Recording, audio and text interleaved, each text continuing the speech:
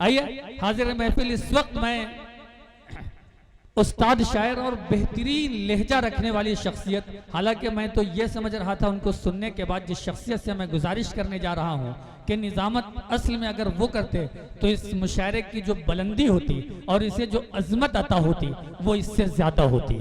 यानी कि जनाब प्रदीप सारंग साहब, मैं गुजारिश कर रहा हूं कि तशरीफ लाएं, जोरदार तालियों के दरमियान इस्तकबाल कीजिए। इसके बाद मैं फिर किसी मेहमान शायर से आपकी मुलाकात कराऊंगा। तालियों के दरमियान इस्तकबाल कीजिए। ये भी हमें प्यारी है, वो भी हमें प्यारी है, उर्दू भी हमारी है, हिंदी भी हमारी है।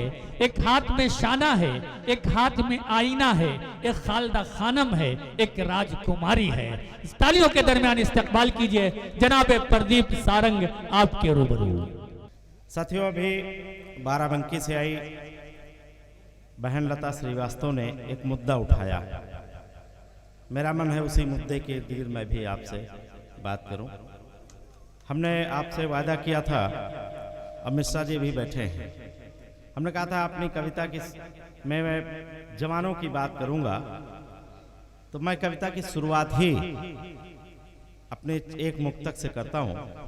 और उन जवानों को याद करिए जो आज़ादी के लिए शहीद भगत, सुभाष, तमाम जैसे लोग फांसी के फंदे पे चढ़ गए, लेकिन आज़ादी के बाद भी तमाम लोग बलिदान हुए देश बचाने के लिए, देश की आज़ादी बचाने के लिए। उन सबको जहन में रखिए। एक बात और कहते हुए मैं शुरू होता हूं कि अपने जो भारत है, इसकी जो सीमाएं हैं हमारी, इन सीमाओं पर गौर करिए।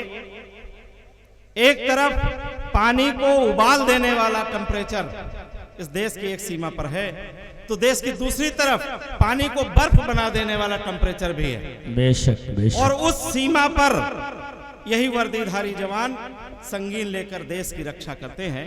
उनको और उनकी बलिदानों को याद करते हुए, उनको नमन करते हुए मैं एक मुक्तक आपके सामने हवाले करता हूं। इरशाद हो।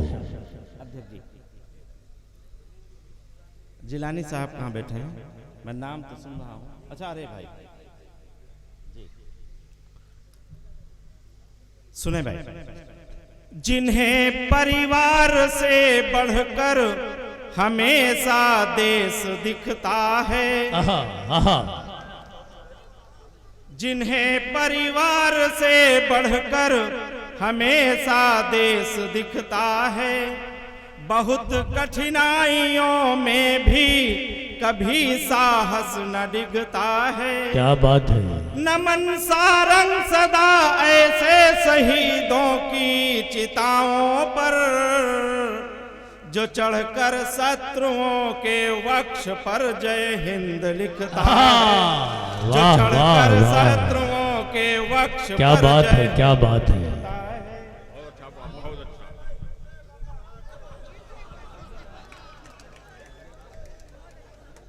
बाल पक गए हैं, बाबा कह दो तो अच्छा है, पापा क्या है। अभी 20 अक्टूबर को, यानी 20 अक्टूबर कब थी? कल मेरा जन्मदिन था।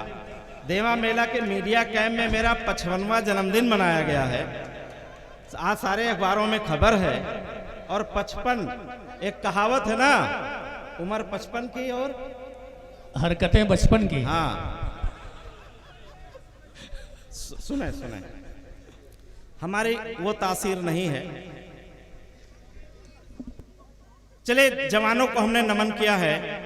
देश के एक प्रधानमंत्री ने जय जवान जय किसान कहा था, और इस देश में किसानों का क्या वजूद है, उन किसानों की क्या दुर्दशा है, हम उसे भी याद करते हैं और एक मुक्तक आपके सामने रखते हैं। सुने। जिन्हें आलस नहीं भाता समय पर काम करते हैं। क्या बात है। पानी बरस रहा होता है, हम घर में घुस जाते हैं, लेकिन किसान मेड़ से पानी बह न जाए इसलिए मेड़ मजबूत करने बरसात में खेत में जाता है। तब पढ़ता हूं कि जिन्हें आलस नहीं भाता समय पर काम करते हैं, न कर ले जब तलक खेती नहीं आराम करते हैं। क्या बात है। नमन सारंग सदा ऐसे किसानों के लिए झुककर, नमन सारंग सदा ऐसे किसानों के लिए मेरा, जो भूखे पेट रह कर भी जगत की भूख, वाह वाह जो वाह भूखे वाह, पेट रह कर क्या भी सच्ची शायरी हो रही है सर। जिंदाबाद जिंदाबाद, तालियों के दरमियान इस्तेकबाल कीजिए। क्या सच्ची और जो है जमीनी शायरी हो रही है सर। वाह वाह वाह वाह वाह वाह। शुक्रिया भाई। जब मैं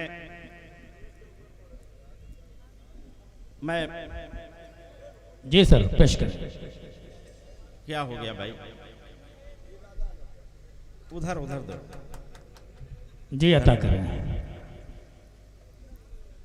ये कुर्सी के लोग हैं और कुर्सी के बारे में हमारे चचा अमीर हैदर जी को हम लोग क्या क्या कह लेते हैं।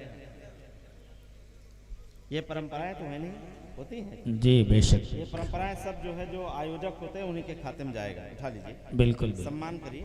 हाँ, आयोजक मैं नहीं, आयोजक को दीजिए। चले मैं इसको मोड़ देता हूँ, मैं वहीं आ जाता हूँ जहाँ लता बहन जी ने छोड़ दिया था। जी इरशाद हो। ये जो प्रदीप सारंग आपके सामने खड़ा है, ये जो शरीर है ये कैसे बना है आप सब जानते हो। माँ बाप ने मिलकर बनाया है। मैं उन दोनों के चरणों में नमन करता हूँ। एक मुक्तक देखें। नमन उनको जिन्होंने खुद हमारे तन को ढाला है। जी जी, नमन उनको जिन्होंने खुद हमारे तन को ढाला है। नमन उनको जिन्होंने कष्ट में रहकर भी पाला है। नमन है त्याग की प्रतिमूर्ति माँ बापू के चरणों में। स्वयं भूखे रहे लेकिन मेरी जिद को न टाला है। स्वयं भूखे रहे लेकिन मेरी जिद को न टाला है। ये माँ बाप का रोल हमारी होता क्या है जीवन में। संचालक जी, हमने अपनी माँ को भी देखा, बाप को भी देखा, आप खुशकिस्मत, लेकिन मुझे याद नहीं है कि कैसे उन्होंने पास पोस कर बड़ा किया। बेशक बेशक। अब जब पड़ोस के किसी बच्चे को देखता हूँ, ये बच्चे भी सो रहे हैं, इनकी माएँ कैसे इन्हें संभाल रही हैं, ये देखकर मुझे वो माँ बाप का याद आता। मेरा भी बचपना ऐसे बीता होगा, ऐसे माँ ने कभी चाटे लगाए होंगे, कभी प्यार दुलार किया होगा। तो ऐसे माँ बाप को भी नमन करता हूँ और उनकी क्या भूमिका होती है, क्या दुर्दशा है। लता जी ने कहा था, सुने दो मुक्तक, फिर एक गीत छोटा सा पढ़ता हूँ आपको। बाप की भूमिका देखें। एक छोटा बेटा है, बाप है। बिठा कंधों पे मेला हाट उपवन सब घुमाया है। एक बाप बिठा कंधों पे मेला हाट उपवन सब घुमाया है। तुरुधुतु का झूला जब कहा हमने झुलाया है। पकड़ उंगली जिन्हें चलना सिखाया सब गली रास्ते। पकड़ उंगली जिन्हें चलना सिखाया सब गली रास्ते। बुढ़ापे में उन्होंने ही हमें ठेंगा दिखाया है। वाह वाह वाह वाह। एक मुक्तक और फिर गीत। माँ और बेटे के बीच का। किया है तेल मालिश और बुकवा भी लगाया है। क्या बात है। छुटपन में किया है तेल मालिश और बुकवा भी लगाया है। सुलाने को जिन्हें हर शाम मृदुलोरी सुनाया है। पड़े बीमार तो आंचल में लेकर रात भर बैठी। मगर बीमार है जब माँ दवा कोई न लाया है। और इसी तेवर और इसे क्या बात है, क्या बात है। वाह। तीन बंद का एक गीत। जी जी इरशाद हो। धन्यवाद लता जी, आप ही के बात मैं आगे बढ़ा रहा हूँ। जी अता करें। पग पग दुविधाएं सहकर भी, अपने अपनी माँ को याद करिए। पग पग दुविधाएं सहकर भी सुविधाएं वो बोती है, तभी तो पूरी दुनिया माँ चरणों में नत होती है। पग पग दुविधाएं सहकर भी सुविधाएं वो बोती है, तभी तो पूरी दुनिया माँ चरणों में नत होती है। बहुत अच्छे, वाह। गीत का पहला बंद। 9 महीने तक गर्भ में माँ बच्चे का बोझ उठाती है, प्रसव वेदना की प्रचंडता खुशियों हित सह जाती है।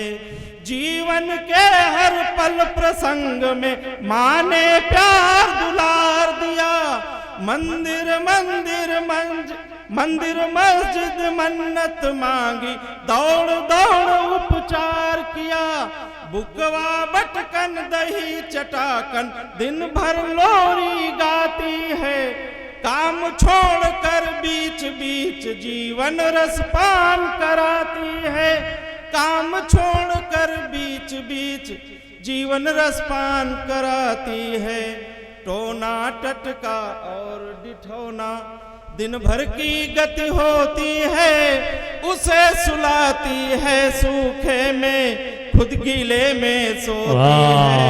उसे सुलाती है सूखे में, खुद गीले में सोती है। करुणा ममता दया त्याग की, करुणा ममता दया त्याग की वो प्रतिमूर्त होती है, तभी तो पूरी दुनिया माँ चरणों में नत होती है। पग पग दुविधाएं सहकर भी। जिंदाबाद जिंदाबाद। बाप को याद करें। अंगनाई में फूल खिला तो पति भी बाप कहाया है, ऐसा लगा कि दिवाली संग ऋतु राजा खुद आया है। क्या बात है साथियों। मेरे भी आंगन में जब फूल खिला तो मेरे पिताजी जिंदा थे, तब मेरा मन कर रहा था संचालक जी कि मैं पूरे गांव भर की दावत दे दूं, कथा भागवत करा दूं, दान लुटा दूं, लेकिन पिताजी थे तो वो नहीं कर पाया। लेकिन भाव उमड़ रहे थे। मुझे लगता है हर एक की गोदी में, हर एक की परिवार में जब पहला फूल खिलता है तो बड़ा उल्लास होता है, लेकिन ये उल्लास अंत में कहां तक जाता है, हस्र देखिए, सुनेंगे। अंगनाई में फूल खिला तो पति भी बाप कहाया है, ऐसा लगा कि दिवाली संग ऋतु राजा खुद आया है। फूलों की जिद के सम्मुख डाली को झुकना पड़ता है, बाप को भी घोड़ा भालू और बंदर बनना पड़ता है। बूढ़ेपन में 4 कदम संग यही फूल ना चलता है। आस लगाए बाप से पूछो उसको कितना खलता है। आस लगाए बाप से पूछो उसको कितना खलता है। बहू घर में आ गई है, मिलता नहीं समय पर खाना। बहू घर में आ गई, मिलता नहीं समय पर खाना, फिर भी चुप्पी होती है। बाप की सूनी सूनी आंखें बिन रोए ही रोती है। बाप की सूनी सूनी आंखें बिन रोए ही रोती है। क्या बात है। मातु पिता की चरण धूल। ये जब अवतारी पुरुष जन्म लेते हैं, पैगंबर हो या भगवान, तो उनके अपने माता पिता की जो चरण रज होती है वो उनके मस्तक की धूली होती है। ये महिमा और गरिमा होती है।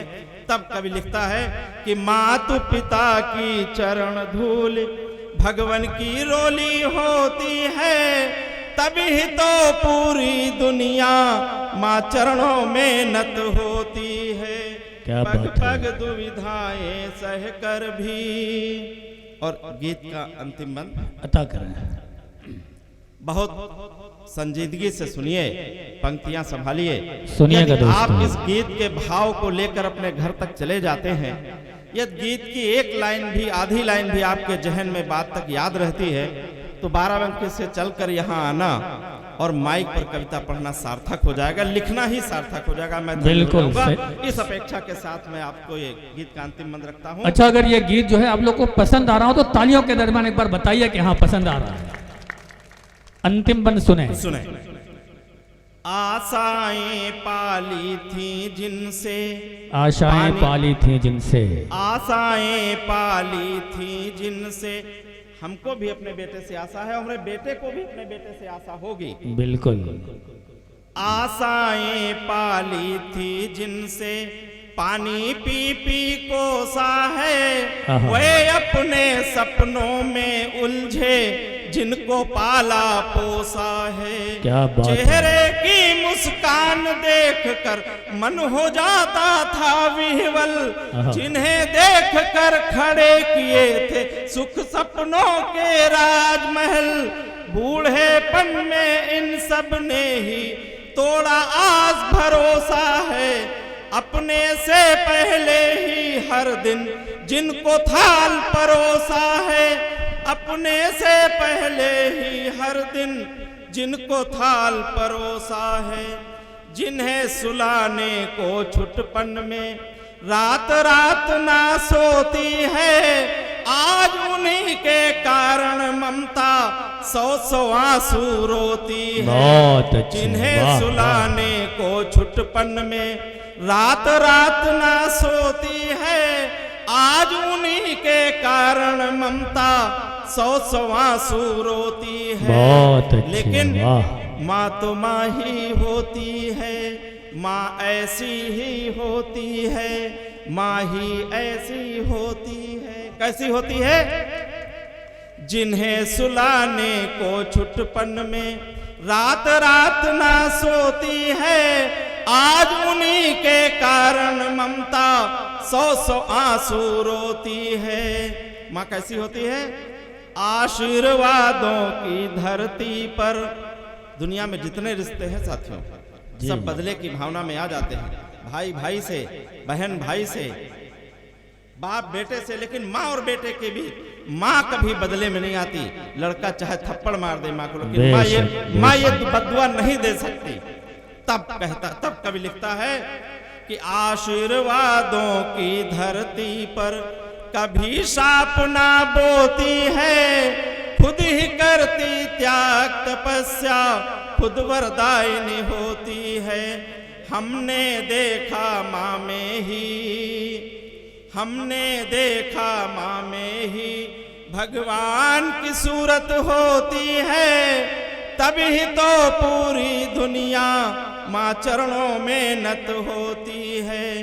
पग पग दुविधाएं सह कर भी सुविधाएं वो बोती है, तभी तो पूरी दुनिया माँ चरणों में नत होती है।